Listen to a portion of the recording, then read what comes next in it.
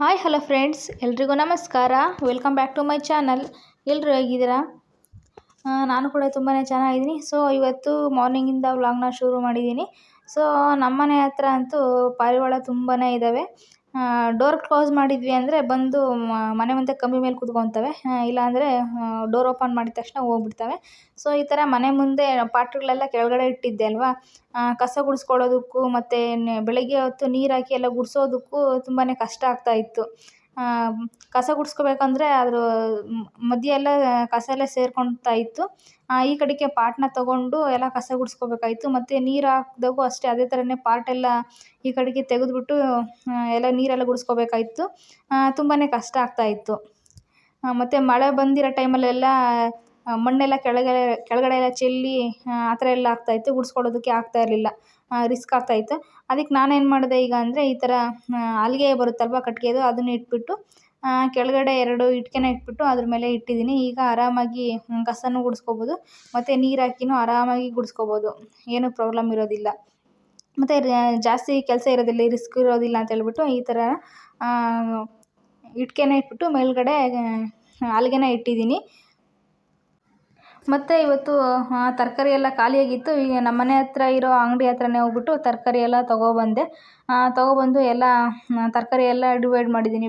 ಕವರಿಗೆಲ್ಲ separate ಹಾಕಿ ಎಲ್ಲ ಕಟ್ಟಿ fridge ಒಳಗೆ ಇಡೋಣ ಅಂತ ಹೇಳ್ಬಿಟ್ಟು ಎಲ್ಲ ಸಪ್ರೇಟು ಕವರ್ಗೆ ಹಾಕಿ ಕಟ್ಟಿ ಇಟ್ಟಿದ್ದೀನಿ.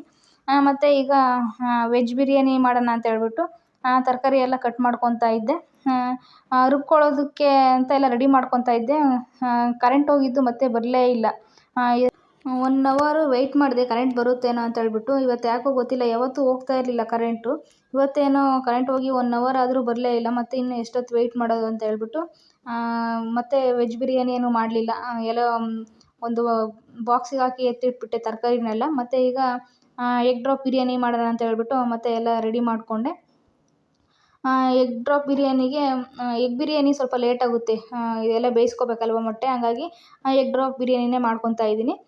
ಒಗ್ಗರಣೆಗೆ ಆಯಿಲ್ ಹಾಕ್ಕೊಂಡಿದ್ದೀನಿ. ಹಾಗೆ ಪಲಾವ್ ಎಲೆ, ಚಕ್ಕೆ, ಲವಂಗ, ಮೆಣಸು, ಹಾಗೆ ಏಲಕ್ಕಿ, ಇದನ್ನೆಲ್ಲ ಹಾಕ್ಕೊಂಡಿದ್ದೀನಿ ಒಗ್ಗರಣೆಗೆ. ಎಲ್ಲ ಲೈಟಾಗಿ ಹಾಕ್ಕೊಂಡಿದ್ದೀನಿ, ಜಾಸ್ತಿ ಎಲ್ಲ ಹಾಕ್ಕೊಂಡಿಲ್ಲ. ಮತ್ತು ಗರಂ ಮಸಾಲೆ ಸಹ ಹಾಕ್ಕೊತೀನಲ್ವ, ಜಾಸ್ತಿ ಹಾಕ್ಕೊಂಡ್ರೆ ಅದರದ್ದೇ ಮಸಾಲೆ ಅನ್ನೋ ಥರ ಆಗ್ಬಿಡುತ್ತೆ ಅಂತ ಹೇಳ್ಬಿಟ್ಟು ಎಲ್ಲ ಒಂದು ಸ್ವಲ್ಪ ಲೈಟಾಗಿ ಹಾಕ್ಕೊಂಡಿದ್ದೀನಿ. ಹಾಗೆ ಸ್ವಲ್ಪ ಎಲ್ಲ ಬಿಸಿಯಾಗಿದ್ದ ನಂತರ ಮಸಾಲೆ ಐಟಮ್ ಎಲ್ಲ ಒಂದು 2 ಈರುಳ್ಳಿನ ಕೂಡ ಸೇರಿಸ್ಕೊಂಡಿದ್ದೀನಿ. ಅದು ಸ್ವಲ್ಪ ಹಿಂಗೆ ಫ್ರೈ ಆಗಲಿ. ಅದಾದಮೇಲೆ 1 ಸ್ಪೂನಷ್ಟು ಶುಂಠಿ ಬೆಳ್ಳುಳ್ಳಿ ಪೇಸ್ಟ್ನ ಆ್ಯಡ್ ಮಾಡ್ಕೊಂಡಿದ್ದೀನಿ. ನಾವು ಅಂಗಡಿಯಲ್ಲಿ ತಂದು ಹಾಕೋದಕ್ಕಿಂತಲೂ ಮನೆಯಲ್ಲೇ ರೆಡಿ ಮಾಡಿಕೊಂಡು ಹಾಕೊಳ್ಳೋದ್ರಿಂದ ಶುಂಠಿ ಬೆಳ್ಳುಳ್ಳಿ ಪೇಸ್ಟು ಫ್ಲೇವರ್ ತುಂಬಾ ಚೆನ್ನಾಗಿರುತ್ತೆ ಮತ್ತು ಟೇಸ್ಟು ಕೂಡ ಅಷ್ಟೇ ಚೆನ್ನಾಗಿರುತ್ತೆ. ಮತ್ತು ಒಂದು 2 ಟೊಮೆಟೊ ಕೂಡ ಸೇರಿಸ್ಕೊಂಡಿದ್ದೀನಿ. ಅದೊಂದು ಸ್ವಲ್ಪ ಫ್ರೈ ಆಗಿದ ನಂತರ ಗರಂ ಮಸಾಲೆ, ಬಿರಿಯಾನಿ ಪೌಡರು, ಧನಿಯಾ ಪುಡಿ, ಹಾಗೆ ಖಾರದ ಪುಡಿನ ಹಾಕ್ಕೊಂಡಿದ್ದೀನಿ. ಎಲ್ಲ ಒಂದು ಮುಕ್ಕಾಲು ಸ್ಪೂನ್ ಅನ್ನೋ ಥರ 4 ಸೇರಿಸ್ಕೊಂಡಿದ್ದೀನಿ. ಮತ್ತು ನೀವು ಇದಕ್ಕೆ ಹಸಿಮೆಣ್ಸಿನ್ಕಾಯಿ ಸಹ ಆ್ಯಡ್ ಮಾಡ್ಕೋಬೋದು. ನಾನು ಹಸಿಮೆಣ್ಸಿನ್ಕಾಯಿನ ಆ್ಯಡ್ ಮಾಡ್ಕೊಂಡಿಲ್ಲ, ಖಾರದ ಪುಡಿನ ಹಾಕ್ಕೊಂಡಿದ್ದೀನಿ. ಮತ್ತು ಈಗ ಈ ಸೋನಾ ಮಸೂರಿ ಅಕ್ಕಿನ 1 ಗ್ಲಾಸಷ್ಟು ಅದನ್ನು ತೊಳ್ಕೊಂಡು ಹಾಕ್ಕೊಂಡಿದ್ದೀನಿ. ನಾನೇನು ಅಕ್ಕಿನ ನೆನೆಸ್ಕೊಂಡಿಲ್ಲ, ತಕ್ಷಣವೇ ತೊಳ್ಕೊಂಡು ಹಂಗೆ ಆ್ಯಡ್ ಮಾಡ್ಕೊಂಡಿದ್ದೀನಿ. ಒಗ್ಗರಣೆನಲ್ಲಿ ಮಾತ್ರ ಒಂದು 3-4 ನಿಮಿಷ ಫ್ರೈ ಮಾಡ್ಕೊತೀನಿ. ಒಗ್ಗರಣೆಯಲ್ಲಿ ಫ್ರೈ ಮಾಡಿಕೊಂಡ್ರೆ ಚೆನ್ನಾಗಿ ಉದುರಾಗಿ ಬರುತ್ತೆ ಅಂತ ಹೇಳ್ಬಿಟ್ಟು. ಮತ್ತು ಎಲ್ಲ ಒಂದು ಸ್ವಲ್ಪ ಫ್ರೈ ಆಗಿದ ನಂತರ ನೀರು ಎಷ್ಟು ಬೇಕೋ ಅಷ್ಟು ನೋಡಿಕೊಂಡು ನೀರು ಸಹ ಆ್ಯಡ್ ಮಾಡ್ಕೊಂಡಿದ್ದೀನಿ. 1 ಗ್ಲಾಸಿಗಂತೆ 2 ಗ್ಲಾಸಂತೆ ನೀರನ್ನೆಲ್ಲ ಸೇರಿಸ್ಕೊಂಡು, ಹಾಗೆ ಲಾಸ್ಟಲ್ಲಿ ರುಚಿಗೆ ತಕ್ಕಷ್ಟು ಉಪ್ಪನ್ನು ಸಹ ಸೇರಿಸ್ಕೊಂಡು, ಹಾಗೆ 1 ಹಿಡಿಯಷ್ಟು ಕೊತ್ತಂಬರಿ ಸೊಪ್ಪು ಸಹ ಆ್ಯಡ್ ಮಾಡ್ಕೊಂಡಿದ್ದೀನಿ. ಅದನ್ನು ಸ್ಟಾರ್ಟಿಂಗಲ್ಲೂ ಸಹ ನಾನು ಸ್ವಲ್ಪ ಆ್ಯಡ್ ಮಾಡ್ಕೊಂಡಿದ್ದೀನಿ, ಮತ್ತು ಈಗ ಲಾಸ್ಟಲ್ಲೂ ಹಾಕ್ಕೊಂಡಿದ್ದೀನಿ.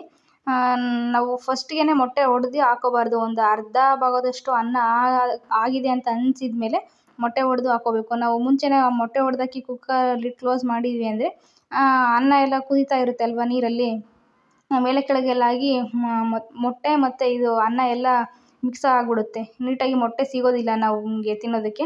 ಹಂಗಾಗಿ ಒಂದು ಅರ್ಧ ಭಾಗದಷ್ಟು ಅನ್ನ ಆದಮೇಲೆ ಮೇಲ್ಗಡೆ ಮೊಟ್ಟೆ ಒಡೆದು ಹಾಕ್ಬಿಟ್ರೆ ಅದು ಮೇಲ್ಗಡೆನೇ ಹಂಗೆ ಇರ್ತವೆ. ಫುಲ್ಲು ಅದು ಎಲ್ಲ ಆದಮೇಲೆ ಮಿಕ್ಸಪ್ ಆಗೋದಿಲ್ಲ ಅನ್ನೋ ಕಾರಣಕ್ಕೆ ಒಂದು ಅರ್ಧ ಭಾಗ ಅದು ಆಗಿದ ನಂತರ ನಾನು 4 ಮೊಟ್ಟೆನ ಒಡೆದು ಹಾಕ್ಕೊಂಡಿದ್ದೀನಿ. ನಾನು 1 ವಿಸಿಲ್ ಹಾಕಿಸ್ಕೊತೀನಿ ಅಷ್ಟೇ. ಆಲ್ರೆಡಿ ಒಂದು ಅರ್ಧ ಭಾಗ ಬೇಯಿಸ್ಕೊಂಡಿದ್ದೀವಿ ಅಲ್ವಾ, ಹಂಗಾಗಿ 1 ವಿಸಿಲ್ ಹಾಕಿಸ್ಕೊಂಡಿದ್ದೀನಿ. ಒಂದು ಅರ್ಧ ಭಾಗದಷ್ಟು ಬೇಯಿಸ್ಕೊಂಡಿಲ್ಲ ಅಂದರೆ ನಾನು ನಾರ್ಮಲಾಗಿ 2 ವಿಸಿಲ್ ಹಾಕಿಸ್ಕೊತೀನಿ. ಸೊ ಈಗ ನೀವು ನೋಡ್ತಾ ಇರ್ಬೋದು, ಎಗ್ ಡ್ರಾಪ್ ಬಿರಿಯಾನಿ ಸಹ ರೆಡಿಯಾಗಿದೆ. ನೋಡಿ, ನಾನು ಮೊಟ್ಟೆ ಮೇಲ್ಗಡೆ ಒಡೆದು ಹೆಂಗೆ ಹಾಕಿದ್ದೀನಿ ಅದೇ ಥರನೇ ಮೇಲ್ಗಡೆ ಇದ್ದಾವೆ, ಸ್ವಲ್ಪನೂ ಆಚೆ ಈಚೆ ಹೋಗಿಲ್ಲ.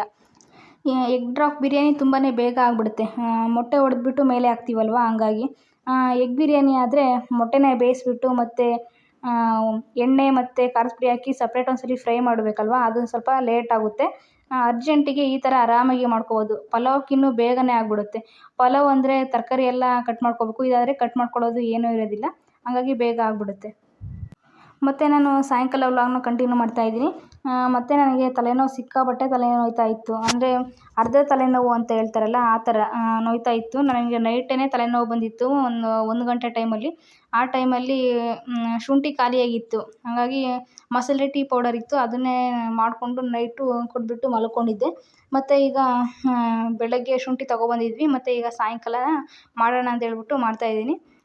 ಶುಂಠಿ ಹಾಕ್ಕೊಂಡಿದ್ದೀನಿ 1 ಇಂಚಷ್ಟು ಚೆನ್ನಾಗಿ ಜಜ್ಜಿಬಿಟ್ಟು, ಹಾಗೆ ಬೆಲ್ಲನ ಒಂದು 2 ಸ್ಪೂನಷ್ಟು ಹಾಕ್ಕೊಂಡಿದ್ದೀನಿ. 2 ಗ್ಲಾಸ್ ನೀರನ್ನು ಹಾಕ್ಕೊಂಡಿದ್ದೀನಿ ನಾನು. 2 ಗ್ಲಾಸ್ ನೀರು 1 ಗ್ಲಾಸ್ ನೀರು ಆಗೋ ತನಕ ಚೆನ್ನಾಗಿ ಕುದಿಸ್ಬೇಕು. ಅದು ಶುಂಠಿಯಲ್ಲಿರೋ ರಸ ಎಲ್ಲ ನೀಟಾಗಿ ಬಿಟ್ಕೋಬೇಕು, ಅಲ್ಲಿವರೆಗೂ ಚೆನ್ನಾಗಿ ಕುದಿಸ್ಕೋಬೇಕು. ಒಳ್ಳೆ ಯೂಸ್ಫುಲ್ಲು ಹೋಮ್ ರೆಮಿಡಿ ಅಂತಲೇ ಹೇಳ್ಬೋದು. ಅರ್ಧ ತಲೆನೋವು ಅಂದರೆ ಫುಲ್ಲು ತಲೆ ನೋವ್ತಾ ಇರಲಿಲ್ಲ, ಒಂದು ಸೈಡು ಕಣ್ಣು ನೋವು ಬರುತ್ತೆ ಅಥವಾ ಒಂದು ಸೈಡು ತಲೆನೋವು ಇರುತ್ತೆ, ಒಂದು ಸೈಡ್ ಮಾತ್ರ, ಅದಕ್ಕೆ ಅರ್ಧ ತಲೆನೋವು ಅಂತ ಹೇಳ್ತೀವಿ. ಫುಲ್ಲು ಟೆನ್ಷನ್ನು ಆ ಥರ ಏನಾದರೂ ತೊಗೊಂಡ್ರೆ ಇದು ಬರುತ್ತೆ ಅಂತ ಹೇಳ್ತಾರೆ. ಈ ಥರ ಮಾಡ್ಕೊಂಡು ಕುಡಿಯೋದ್ರಿಂದ ಒಂದು 3-4 ದಿವಸ ಕಂಟಿನ್ಯೂ ಕುಡಿದ್ರೆ ತಾನಾಗಿ ಕಮ್ಮಿ ಆಗ್ತಾ ಬರುತ್ತೆ. ಡೈಲಿ ಬರ್ತಾ ಇದೆ ತಲೆನೋವು, ಅರ್ಧ ತಲೆನೋವು ಅಂದರೆ ಒಂದು ವಾರ ಆದ್ರೂ ಕುಡಿಬೇಕು. ಆವಾಗವಾಗ ಯಾವಾಗಾದ್ರೂ ಬರ್ತಾ ಇದೆ ಅಂದರೆ ಒಂದು 2-3 ದಿವಸ ಕುಡಿದ್ರೆ ಆಯಿತು. ಆಟೋಮೆಟಿಕ್ಕು ಅದು ಕಮ್ಮಿ ಆಗಿಬಿಡುತ್ತೆ ನೋವೆಲ್ಲನ. ನನಗೂ ನೈಟು ಸಿಕ್ಕಾಪಟ್ಟೆ ಕಣ್ಣೆಲ್ಲ ನೋವ್ತಾ ಇತ್ತು, ಅಷ್ಟು ಪೇಯ್ನ್ ಇತ್ತು. ಮತ್ತು ಇದನ್ನು ಬೆಳಗ್ಗೆನಷ್ಟೇ ನೋಯ್ತಾನೇ ಇತ್ತು. ಇದು ಮಾಡ್ಕೊಂಡು ಕುಡಿದಾಗ ಸ್ವಲ್ಪ ಹಂಗೆ ಕಮ್ಮಿ ಆಗ್ತಾ ಬಂತು. ನೋಡಿ 2 ಗ್ಲಾಸ್ ನೀರು ಹಾಕಿದ್ದೆ, 1 ಗ್ಲಾಸ್ ಆಗೋವರೆಗೂ ಚೆನ್ನಾಗಿ ಕುದಿಸ್ಕೊಂಡಿದ್ದೆ. ಅದಾದಮೇಲೆ ಒಂದು ಅರ್ಧ ಗ್ಲಾಸಷ್ಟು ಹಾಲು ಆ್ಯಡ್ ಮಾಡಿಕೊಂಡು ಅದು ಚೆನ್ನಾಗಿ ಒಂದು ಸ್ವಲ್ಪ ಹೊತ್ತು ಕುದಿಸ್ಬಿಟ್ಟು ಹಾಲನ್ನ ಮತ್ತು ಈಗ ನಾವು ಒಂದು ಮಗ್ಗಿಗೆಲ್ಲ ಹಾಕ್ಕೊತಾ ಇದ್ದೀನಿ. ಈ ಥರ ಕಾಫಿ ಸೋಸ್ಕೊಳ್ಳೋ ಜಲ್ಡದಲ್ಲಿ ಹಾಕ್ಕೊಂಡು ಹಿಂಗೆ ಶುಂಠಿ ಎಲ್ಲ ಹಿಂಗೆ ಪ್ರೆಸ್ ಮಾಡಿದರೆ ಅದ್ರಾಗಿರೋ ರಸ ಎಲ್ಲ ನೀಟಾಗಿ ಬಿಟ್ಕೊಳ್ಳುತ್ತೆ. ಅಲ್ಪ ಸ್ವಲ್ಪ ಎಲ್ಲ ಇರುತ್ತೆ ಅಲ್ವ ಅದರೊಳಗೆ ರಸ, ಅದೆಲ್ಲ ಹಿಂಗೆ ಪ್ರೆಸ್ ಮಾಡಿದರೆ ಆರಾಮಾಗಿರೋ ಬಿಟ್ಕೊಳ್ಳುತ್ತೆ. ಶುಂಠಿ ಘಾಟ್ ಇರಬೇಕು, ಒಂದು ಸ್ವಲ್ಪ ಶುಂಠಿ ಹಾಕ್ಕೋಬೇಡಿ, ಸ್ವಲ್ಪ ಜಾಸ್ತಿನೇ ಹಾಕ್ಕೊಳ್ಳಿ, ಅದು ಘಾಟೆಲ್ಲ ಇರಬೇಕು. ಮತ್ತು ಕುಡಿಯೋದಕ್ಕೂ ಚೆನ್ನಾಗಿದೆ ಅನ್ನೋ ಥರನೇ ಅನಿಸುತ್ತೆ. ಕುಡಿಯೋಕ್ಕಾಗಲ್ಲಪ್ಪ ಶುಂಠಿದು ಅನ್ನೋ ಥರ ಏನು ಇರೋದಿಲ್ಲ, ಬೆಲ್ಲ ಎಲ್ಲ ಹಾಕಿರ್ತೀವಲ್ವ, ಆ ಟೇಸ್ಟ್ ಕೂಡ ಚೆನ್ನಾಗೇ ಇರುತ್ತೆ. ಇದನ್ನು ನೀವು ಬಿಸಿ ಬಿಸಿ ಇದಾದರೂ ಕುಡಿಬೋದು, ಇಲ್ಲ ಅಂದರೆ ತಣ್ಣಗಾದ್ಮೇಲೂ ಸಹ ಕುಡಿಬೋದು. ಇದು ಬಿಸಿ ಬಿಸಿ ಕುಡಿಯೋದಕ್ಕಿನ್ನೂ ತಣ್ಣಗಾದ್ಮೇಲೆ ಕುಡಿದ್ರೆ ಇನ್ನೂ ಒಂಥರ ಟೇಸ್ಟ್ ಚೆನ್ನಾಗಿರುತ್ತೆ. ಅದು ಫ್ಲೇವರೆಲ್ಲ ಗೊತ್ತಾಗ್ತಾ ಇರುತ್ತಲ್ವ, ಶುಂಠಿದು ಫ್ಲೇವರ್ ಚೆನ್ನಾಗಿರುತ್ತೆ ತಣ್ಣಗಾರಿದ್ಮೇಲೆ. ಸೊ ಈಗ ಎಲ್ಲ ಕೆಲಸ ಮಾಡಿಬಿಟ್ಟಿದ್ದೆ, ಅವಾಗ ಕಸ ಗುಡಿಸ್ಬಿಟ್ಟು ದೇವರಿಗೆಲ್ಲ ದೀಪ ಹಚ್ಚಿದ್ದೆ. ಈಗ ಶುಂಠಿ ಕಾಫಿ ಮಾಡಿಬಿಟ್ಟು ವಾಕ್ ಮಾಡಿಕೊಂಡು ಕುಡಿತಾ ಇದ್ದೆ.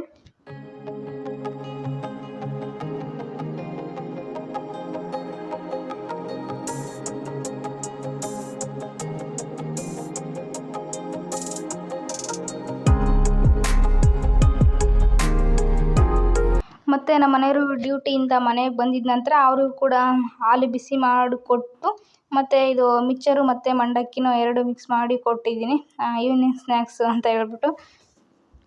ಮಂಡಕ್ಕಿ ಮತ್ತು ಈ ಥರ ಮಿಕ್ಸ್ಚರು ಮತ್ತು ಹಾಲ್ಗಿಂತೂ ಕಾಫಿ ಇಲ್ಲ ಟೀ ಮಾಡ್ಕೊಂಡು ಕುಡಿದ್ರೆ ಚೆನ್ನಾಗಿರುತ್ತೆ. ಈ ಥರ ಮಳೆ ಬರೋ ಟೈಮಲ್ಲಿ ಈ ಥರ ಕುಡಿಬೇಕು, ಒಂಥರ ಚೆನ್ನಾಗಿರುತ್ತೆ. ಸೊ ನಮ್ಮ ಮನೆಯಲ್ಲಿ ಜಾಸ್ತಿ ಕಾಫಿ ಟೀ ಈ ಥರ ಎಲ್ಲ ಕುಡಿಯೋದಿಲ್ಲ. ಆಲ್ಮೋಸ್ಟ್ ಹಾಲು ಬಿಸಿ ಮಾಡ್ಕೊಂಡು ಕುಡಿತೀವಿ ನಾವು, ಯಾವಾಗೋ ಒಂದೊಂದು ಟೈಮು ಕಾಫಿ ಟೀ ಮಾಡೋದು ತುಂಬಾ ರೇರು.